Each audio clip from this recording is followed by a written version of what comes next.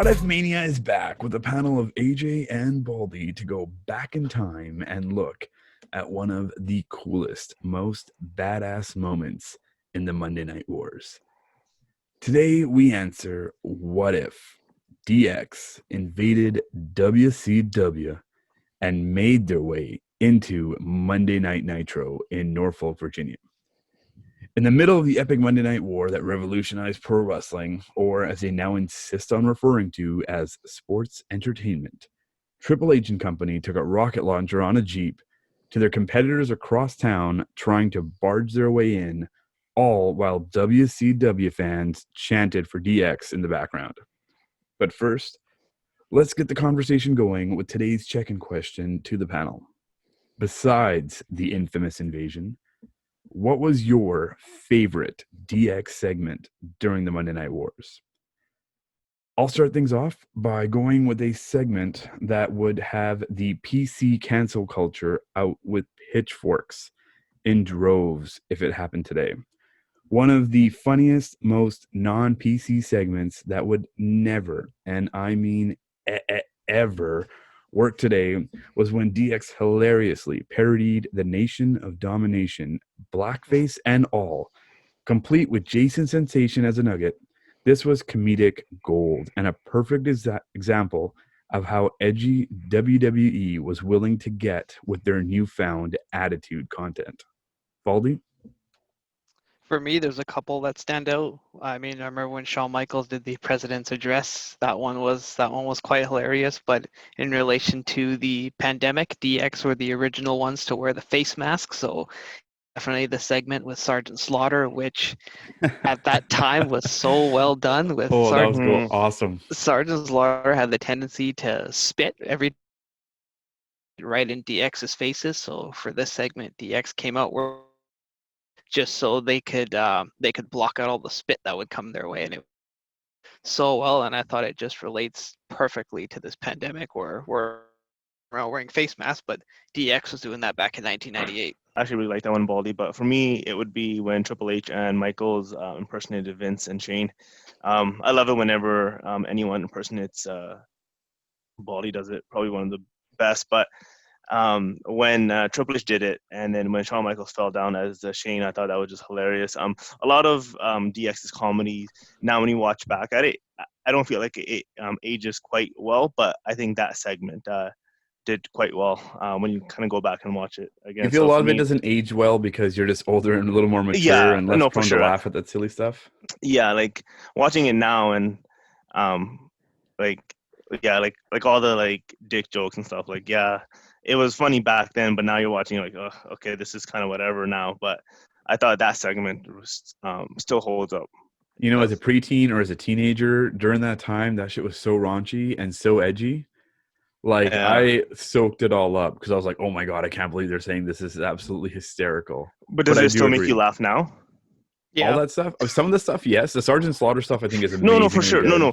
But all their, like, kind of, like, jokes about, like, you know.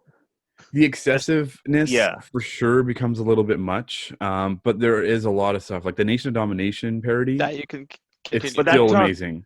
But that's not like the cheap comedy though. Like it is pretty cheap. It's pretty non-PC. They're talking about like Nation of Masturbation and stuff. Like, what do you mean? I would say that's pretty. No.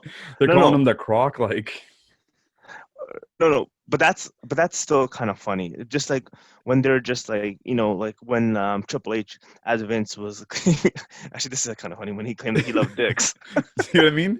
Or you talk about when they like took over Raw and they like drawing Rooster and it's like I love cocks. Yeah. Okay. I think that's pretty good too. You know, the fact that Baldy's still laughing now. I mean, it was great stuff when they took over that was awesome. production truck. Yeah, I guess it was. Okay. And that was like 2006, 2007. That was like when they Oh man, I didn't forget that. Yeah, that was 10 years after. That was a good one. Without the Born Again Shawn Michaels coming back. That was like when he came back and was like, I don't know if I want to do this. That was so well done. Okay, let's go back in time. April 27th, 1998. As TJ kind of teed it up, outside of Norfolk Scope in Norfolk, Virginia, DX, led by Triple H, attempted a invasion on WCW Nitro, Baldy, I'm gonna turn to you. Do you want to just kind of give a quick recap of the events, I guess, leading up to that day? So a little bit of backstory behind that. So Yeah. around that time, every time WWF would hold a Raw, a house show, or anything, WCW, being not too far away, just kind of invading their territory. And there was a couple of times where Bischoff even went on WCW pay-per-view, challenged Vince to a fight, and it was one of those things where WCW just kind of kept nudging him, and then as it happened for WWF during the Attitude Era, when an idea was suggested, sometimes it would be taken to the next level, which it was in this case when somebody had said, "Hey, what if DX ended up invading Nitro?" Ha ha ha ha. Next thing you know, DX show up in the DX army shows up in a Jeep with a missile ready to invade Nitro. So it was one of those things where they didn't really know what to expect. They didn't really know if they would be able to get in, and if they did, what would happen. But it was one of those what if scenarios that they were prepared for either scenario, and they just thought at the end of the day it's going to be great television if they end up getting into the building, or like you guys had mentioned earlier, the WCW fans jumped on the DX bandwagon at that time. So it was just WWF firing the next shot in the Monday Night Wars. Not only the next shot, but one of the rare times the WWE shot the first shot, or took the first shot, whatever the phrase is. Yeah. Because this is a point in time when, Eric Bischoff is in particular. He kind of encompasses what WCW's motto was, but they were really the bully, and they were so used to kind of being this brazen new kid in town approach, where they would more than happy talk about WWE all the time on Monday Night Nitro. Which you never saw. Like, you never saw No. a promotion break down that fourth wall and actually mention another promotion. So that was new. Yeah. And even like throw shade on them and all these sort of things. And it went against sort of maybe even the traditional feel of how pro wrestling, how companies are kind of done. Yeah. And this is the first time WWE was like, all right, man, if you're going to keep poking the bear here, we're coming at you. And WCW, that sort of big bully approach, got caught flat-footed. And they were shown as both weak and timid, especially as the gate's closing and they're coming down the ramp. Yep. Yeah, that was a great shot. So, TJ, I'll maybe go with you first here. Who do you think should be credited with that idea? Because there's been a lot of different theories as to who was really the mastermind behind coming up with the idea. But from what you've heard and remember from that day, who do you think was the architect behind it?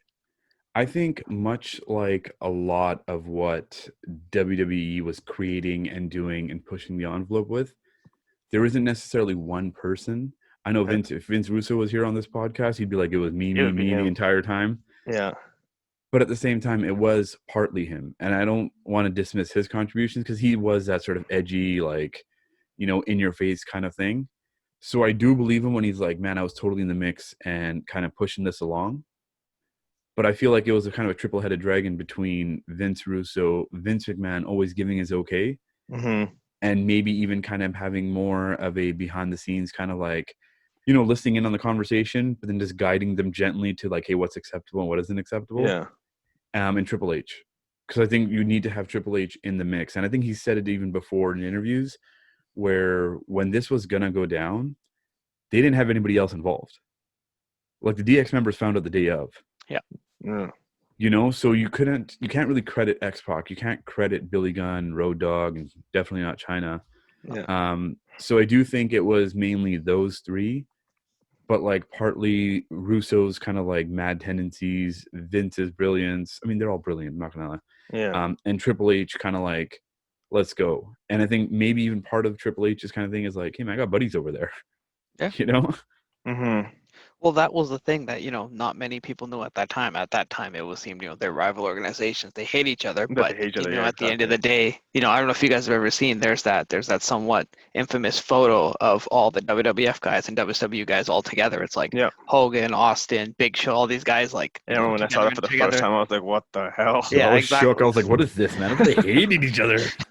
Exactly. So I think at that time, Triple H probably had an idea, like, if they let us in, like, we won't get our asses kicked because, we got friends over there. But I mean, it was still the inevitable, what's really going to happen? No one really knew, but, they took a shot and, like you said, it goes down as one of the most infamous segments in history. But and it's also been said, or like, go ahead, Edge.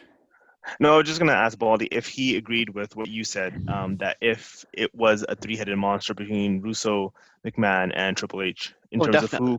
who came up with the idea. Because I remember listening to a podcast with Bischoff and Conrad, and Bischoff was going off as like, you know what, like Vince Russo keeps taking all this credit for that idea. And he's like, it's just driving me up the wall. He's like, he wasn't the one that came up with it. And I think Bischoff and Russo obviously have some um, tension, let's just say, between each other. So I think, Who doesn't have tension with Russo? Yeah, I was gonna say the same thing. I'm like everybody. yeah. So I think Bischoff was trying to be like, no, like it was definitely McMahon and Triple H that were kind of behind that one, as opposed to Russo. But I don't think, I think I agree with you. I don't think you can diminish Russo's creative mind, especially during that time. Um, so I think I would definitely agree. I think it was definitely a three-headed monster behind that For idea. me, I think yeah, like you said, I think it was definitely like I don't know how much Triple H was involved in the initial idea. Like I think obviously once they kind of put it together, I think that's when they kind of threw it to him. But I don't know, like at that time, like 98, he wasn't really involved as much as he is now. Obviously, like I don't think he was one of the executives. He was still sort of building his way up to the top Yeah, tier card. So I don't know if he was really involved. Like I feel that's a like good point. it was a McMahon, Russo, and maybe Pritchard idea, and among the production meeting, whoever else was involved. And I think Yeah, once they kind of had an idea, then they maybe included him, just to kind of get his insight, being the leader of DX and what he would have thought. And I'm sure it came into play that you still have friends there, so if things go the wrong way, you guys are gonna be able to protect yourselves. I haven't heard about the Pritchard thing. I do agree with like Triple H not having the creative control and that sort of Yeah, stuff. But like Russo was known to always shoot a shot, and this is probably one of his wild ideas where he shot a shot and he's like goes to McMahon. McMahon's like, this is actually not too bad. I wonder if yeah. we can pull this off. And then they bring in Triple H. So he might not have been part of the initial discussion of when they like formulated the whole thing, but I don't think they advanced that to actually making it happen without bringing Triple H in No, and I saying, agree with that. Like, I think once they realized, hey, this is a good idea, let's see what can happen. I think that's when they included him. And I think that was also the time where they had, many different writers. Like, I think at that time they had the whole production team and whole writing team. So it's one of those things. When Bruce talks about storylines and segments and whatnot, he's like somebody just threw an idea and it stuck to the wall, and they ran with it from there. but I think it also goes back to what you were saying in like they were just sick and tired of constantly having their turf Yeah. invaded. And what better opportunity and to do it first? Because one thing that's always been said since then is, man, this was such a great idea. I'm surprised WCW didn't do it. mm, Yeah, I know. So, like, for WWE to pull that off and again taking that first shot and doing all these things and going on the offensive, for me as a huge fan, I was marking out like crazy Yeah, because I I was like, couldn't oh believe my what god. was happening. Yeah, it was like a yeah. dream scenario at that time. It was So reality TV at its finest. oh, for sure, for sure. But like I think we're I think giving them a lot of credit, and that's all in due. I think they did a great job, but there was also a lot of risk with what they were doing. It could have gone bad. Baldy, what do you think were some of the bigger risks in terms of that segment potentially failing?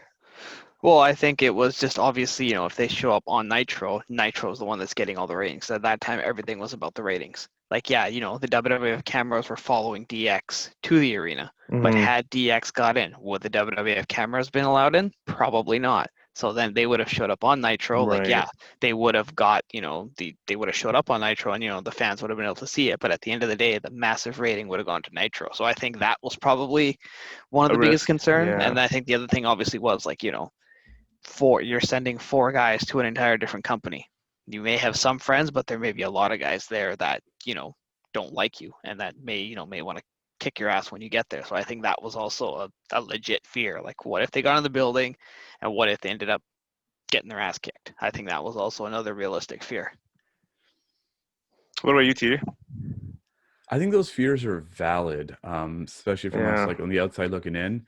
I think, like, I recall reading about how while that was a real thing, and I think they were even worried about, going in and being very hostile. But at the end of the day, Bischoff even said like they were all buddies, not even just like Nash and Hall, but the wrestlers in general are just buddies. Yeah. For them to take it out. And I think Booker's even come out and said like, "Yo, this was hilarious stuff." I'm surprised we didn't do it. I found it was really entertaining. Um, Yeah. so they probably would have taken it in stride, which is funny because I also recall reading that JBL was on the other side, ready for them to show up in Yeah. retaliation. ready to throw hands Yeah, they just had in case. yeah, they had Gerald, I think whatever the next show was, Gerald Briscoe was rallying the troops, and they had Ken. Briscoe. And no, dude, Briscoe is legit, is like a legit tough guy. And then they had Ken Shamrock in the parking lot with a 2x4 awaiting. At that time, the world's most dangerous man was awaiting anybody That's all you trying to needed, destroy him. man. Yeah. Yeah. Like I don't think there would have been as much violence just because I think if any of the wrestlers saw, I think they just would have been in shock, like what's going on, right? Um, so I don't know if there would have been a lot of violence, but I do agree. I think if WCW were to have taken away WWE's cameras and not have prevented them to kind of getting that footage, I think this would have gone bad for them in that sense. For sure. And they would have just taken their tapes and all this other stuff. And you are right in Yeah, that at the end of the day, they're going into a Nitro ring. Yeah. yeah, And you're at their mercy. And Triple H is really good. And I think he's like he doesn't get enough credit for his work on the mic because he's really, really strong there, especially when it comes to like off the cuff stuff. yeah, So he could have held his own with anything that they would have thrown his way. yeah. But again, even though it's a big risk, at the end of the day, WWE went into a stare-down contest and WCW blinked. And I think they were Exactly, gambling yeah. on that. And it was like literally a showdown of who was going to kind of cower or blink first. Yeah. And they were gambling on them doing so. Yeah, and the Yeah, and it gamble worked. paid off well. I mean, at that time, like you said, the biggest difference was WWF was a wrestling company. WCW was part of a network. So, they still had to get permission and whatnot in terms of, Yeah, all the stuff that would happen there. Like, I don't think there's no way there. I think it was the legal attorneys that sort of stepped in and were like, no, we're not letting them in the building. And then it was security and like whatnot. So I think they played the right card. And yeah, like it really showed like, who was the wrestling company and who was just, part of the network. yeah. And so just before we kind of get into booking it from WCW's perspective, I kind of wanted to get your guys' thoughts on this one thing that I thought was pretty interesting from the interview with Bischoff. He was saying that one person that doesn't get enough credit for their involvement in this segment was X-Pac. The fact that he was someone who was in the NWO, got fired from WCW, and then went over to WWE, joined DX, and was part of their group that was then coming to invade Nitro. He felt like that was probably the biggest reason why this whole segment worked was because you had someone that was on the other side that's now with WWE. And he kind of highlighted that. And I didn't like usually whenever I think about the segment, I don't think of X-Pac's involvement, but when he said that, it kind of made me think like I do see his point that like him being part of DX definitely gave them a little bit more like I wouldn't say credibility, but just a little bit more, just kind of substance. The fact that this guy was with NWO, but now he's with DX. Well, Baldy, what are your thoughts on that? yeah, well, that was huge. Like the night after WrestleMania 14, when Triple H, reinvented DX, X-Pac was the first one that came out, and that was fresh off him getting fired from WCW and kicked out of the NWO. So he kind of, I don't know if you've ever seen that shoot promo, like he kind of came in and Mm-hmm.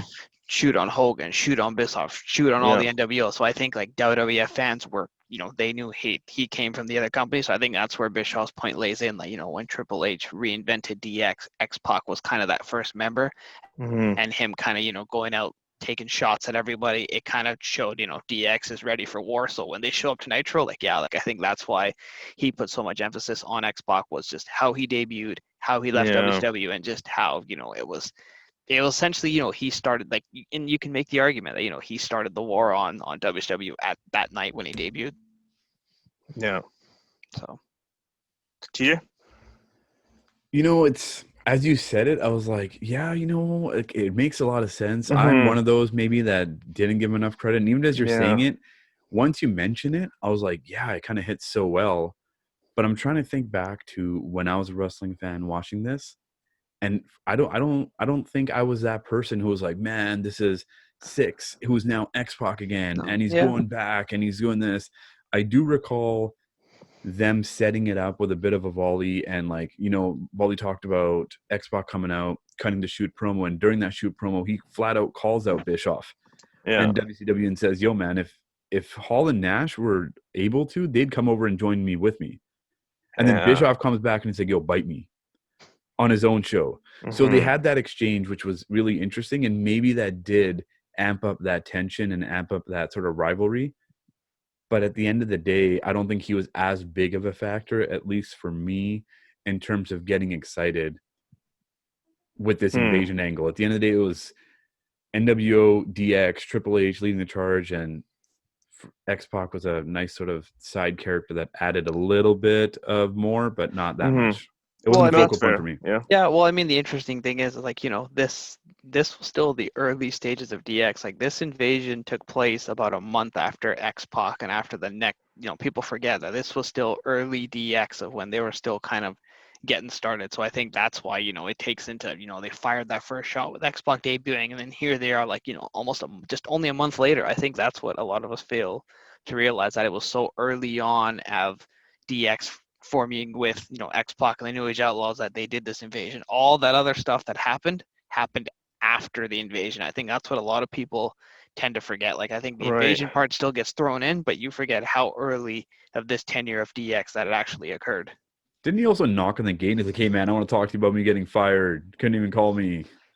Probably, I don't I don't recall it, very but end of it. I'm sure he Actually, probably did. I did go back and rewatch that segment. I remember Billy Gunn knocking on it, but it might have been X-Pac. I can't remember I now. thought it was Road Dogg and X-Pac. It might have been. You I thought might be wasn't it right. Road Dogg trying to like grab at the gate at the bottom, and he's like, "Open Probably, up." Yeah, he was. yeah, He like was. when they Yeah, he when they was. saw Yeah. it shutting. Yeah. Yeah. Okay, well, so maybe let's get into that now. So, Baldy, I am going to put you back in time. DX are driving down that ramp. Everyone remembers that ramp as the gate is shutting down, but we're not going to allow that gate to shut down. So, we are WCW. We know that DX is coming, and they're currently on the ramp. What's your next move? I think if you're WCW, I mean, with hindsight being 2020, I think you look at like, hey, they're gonna show up on our network. You know what? That's gonna be ratings galore. Let's throw them the red carpet and let them go to the ring.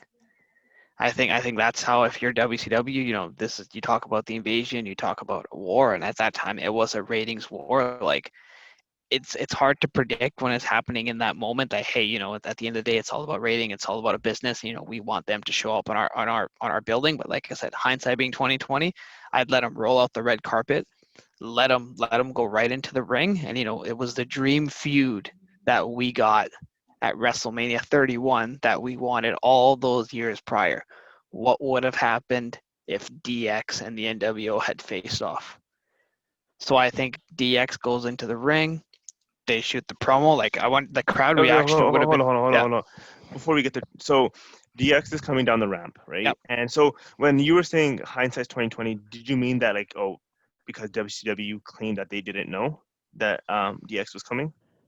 Well, I think regardless, not to say that they didn't know. Like I'm sure, like I said, it was a very few people that had known. But I think their Yeah. reaction to once they found out, it would have been, roll out the red carpet for him, Okay. not let's shut all the doors and have security barricade him, and make sure none of the wrestlers get to the door and nobody allows them in. Like I would have taken the complete opposite.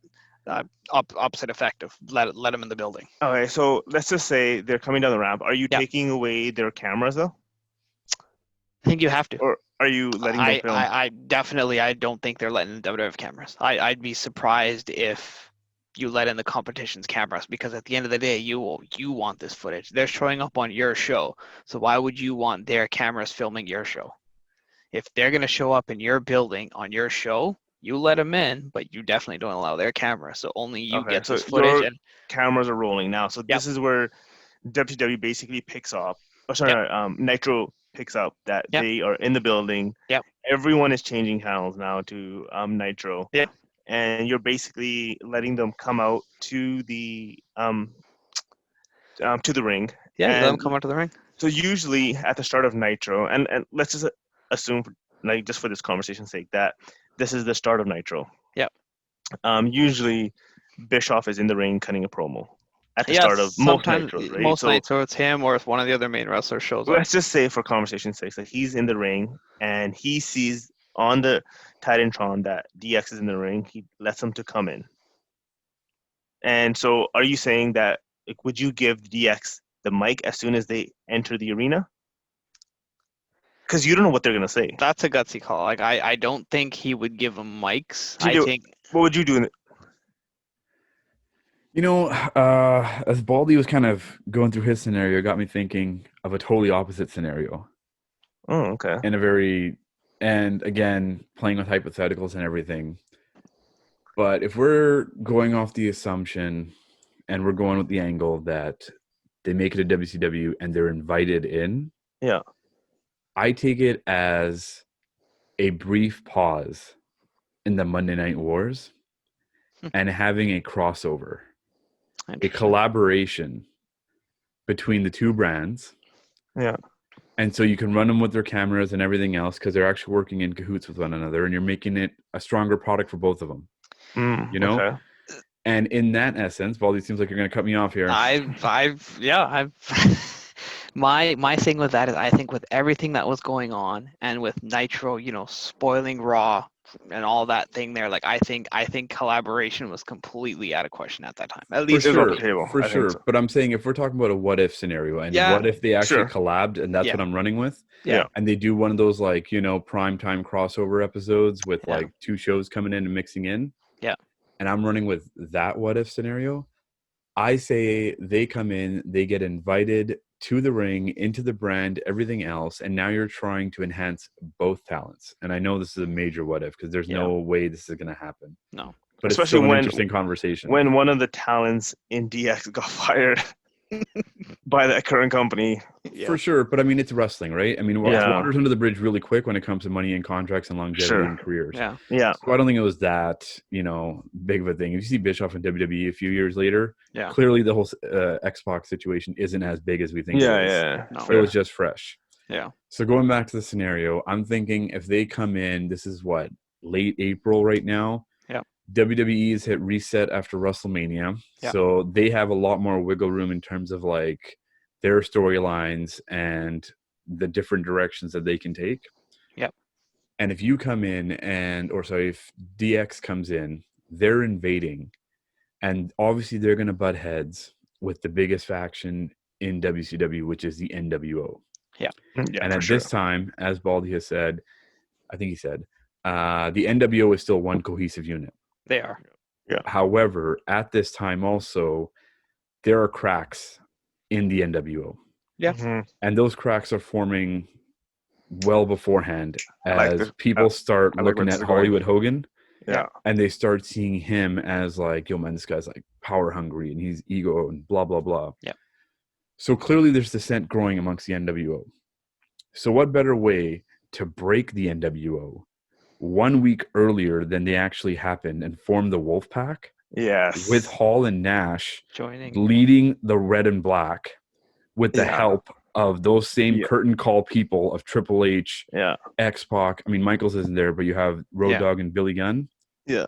And now DX helps break apart the NWO, form the Wolf Pack, help them kind of get one over on Hollywood and his NWO faction, and then kind of go back. Yeah. And this, in essence, is so believable as a fan because you have Triple H helping out his buddy Nash. Yeah. And what better way to set him up for success in his, company than invading, having Nash and them come out and then turn and suddenly they take out Hollywood. Yeah. That's That is actually spot on. But I think I would just take it a step further though. I think incorporating both, because I do kind of agree with Baldy in this sense that I think it would have been hard in '98 to get both of those companies to work together. But I think what you could have done is if WCW knew that DX were coming to Nitro, and I'm sure they kind of had some sort of plan to essentially break up the NWO at some point. Yeah. If they would have had the wherewithal to use DX coming in and have the NWO break up in two without DX knowing what they were doing, right? Essentially allowing DX to come in, cut a promo, and then the NWO to be in the ring, and then for them to start breaking up live on air without DX knowing, and essentially having the same storyline, TJ, that you said, without the inclusion of WWE's hand in it. I think you could have still had that same angle without both companies working together. You know what I thought you were going to say? And what actually could also work with your example of them not being in the know, and also making WCW come out with the upper hand in all of this, is if you have the exact same scenario that you played out. DX is there, they're talking to Bischoff, suddenly NWO Hollywood shows up. Yeah. And now to save DX, Wolfpack comes out. Yeah, that would be something. Yeah, something. And Yeah, now you have and like, Wolfpack as a strong force Yeah. helping this WWE product. and like DX is like looking confused because they don't know what the hell's going on. Well, yeah, So 'cause they're I kind mean- of like, If you run with the idea of them being kept in the dark and stuff, and yes, exactly. So like they're basically just like standing there with their like pants down, like not knowing what the hell's going on, and like but also WCW safe enough to make it still Yeah. look buddy at the end. Yeah, because But at the end of the day, it turned out the best. this was the time where the NWO had like 18 members, where everybody was pretty Yeah. much involved in '98, so it could have worked. That would have been so would've been smart. something. Yeah, if they had used DX to further their storyline with the NWO, be the reason why they break up. Because then like the following week, like everyone's tuning into WCW to see what happens with this breakup. For sure. And it also sets up Nash. I don't know. I forget who the members were. Savage and Conan were the original Wolfpack members. Yep. And it sets them up as like a crazy, crazy strong Yeah. group, much like how Hall, Nash, and Hogan were. Hogan, those big three. Yeah. And Those I think big three took out everybody, man. That's insane. They even saved WWE, and you just run with that, and they're like the Yeah. butt of the joke. Yep. And the fact that you had DX in the same building when this would have happened, I think would have gone down as a memorable event, similar to when Hogan joined the NWO. Yep. Oh man, that would have been sick. That would have been, and it could have set up minus maybe like Conan. Wasn't really a big Conan fan. to be honest. Come on, you gotta stop But mentioning that guy. Like he's like some sort of. I wasn't really a big Made him fan of him. I liked him when like Lure joined. Sure, he brought in Sting. Baldy That's was all a fan fine. of him. Sorry? But I mean, Conan. Baldy was a what fan the of hell? Conan. Wasn't a big fan of Conan. But I mean, even if they have, let's say, Hogan replaced now by Savage, Still Yeah. something. not necessarily as the main staple, but as like that sort of older veteran Yeah. role who's like a big hot shot and running it. And this would have been Savage's big push. Or Nash's big push. Either or. But you have that sort of guy. What Hogan was to the black and white, Savage kind of could have been. Maybe Yeah. not Red and as black, strong yeah. or as big to the red and black. Oh, that would have been so sick. I didn't think about that, but that would have been so sick to watch. That would have been fun. And again, this is Yeah. again with the understanding that they're kind of, you can actually make both work. You can make it work with they're both Yeah. working together, or you can have it that they don't know and Bischoff is this mastermind and pulls this off. Yeah. If you're WCW and let's say DX shows up, would you consider retaliating and going on their show? If you're WCW and you go to WWE, I think Yeah. Honestly, I don't know if you need to, if like, because If they show up on you yours. have the hotter storyline at this point with like yeah.